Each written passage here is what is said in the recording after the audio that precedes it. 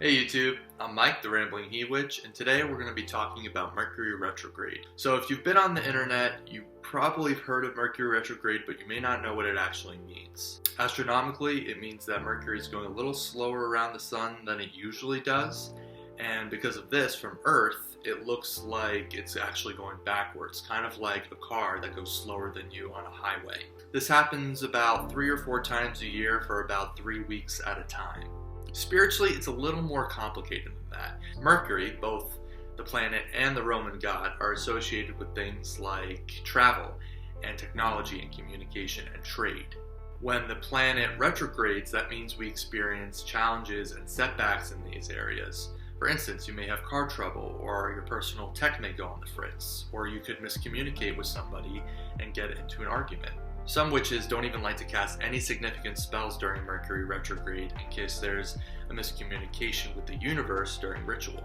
Now, this may sound scary at first, but what I've learned is that it's actually kind of a blessing.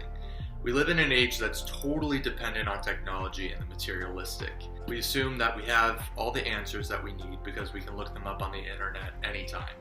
We make less of an effort to talk with folks because we can always just text them, right? Mercury retrograde helps us to embody the spirit of Mercury.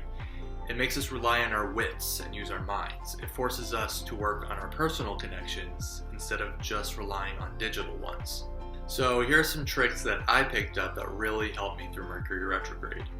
1. Write down all dates and deadlines. Seriously, don't make any plans, professional or personal, unless you can write it down on a calendar or a date book. You can totally use your phone if you want, but writing it on paper is a really good way to get into the spirit of Mercury retrograde. 2. Plan out each task and goal. To-do lists are your friends during Mercury retrograde. Break up larger goals into smaller goals and always have a plan B just in case. 3. Keep it slow and steady. If a whole planet can slow down for 3 weeks, so can you. Don't pressure yourself to get everything done now, just prioritize. 4.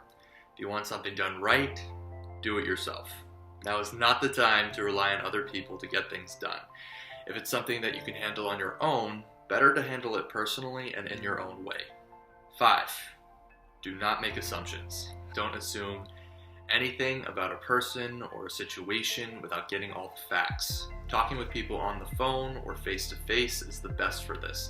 Don't rely on texts and emails alone. 6.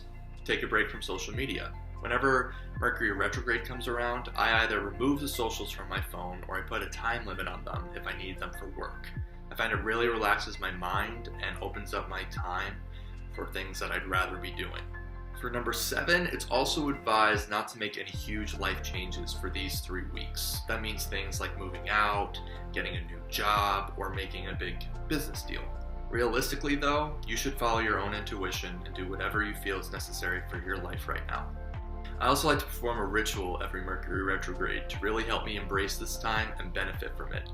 This ritual works by paying homage to Mercury, the Roman god of eloquence and trade. We're basically saying hi, giving thanks for all the extra guidance he gives us right now, and affirming that we're ready to grow with this retrograde. On a Wednesday, I cast a circle and set up my sacred space. Then I invite Mercury into that space and present to him an offering. I find he usually likes wine, cheese, and bay leaves. Then I take a pen and paper and I draw my Mercury retrograde sigil.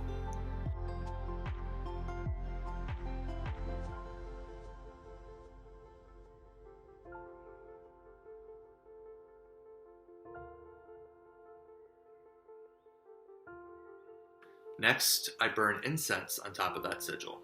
I usually burn a loose blend in my cauldron, but burning an incense stick or a cone works too, especially if it's a scent that's associated with air, like lavender, sage, or lemongrass. Next, I say an incantation over the incense. O Mercury, Lord of message and trade, guide me through your retrograde. Help me to recognize this gift, which molds me to be resourceful and swift.